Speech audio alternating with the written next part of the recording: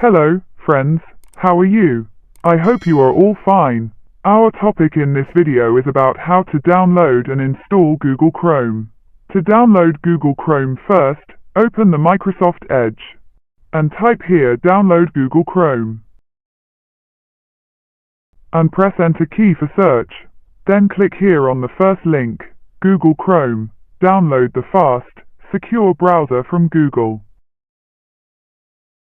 And here click on Download Chrome.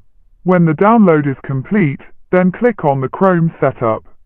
Here's a moment's wait for initializing, downloading, and installing. So look here. Google Chrome is installed.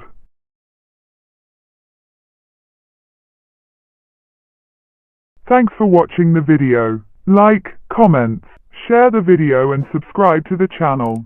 And press the bell icon to get notifications of upcoming videos. Thank you.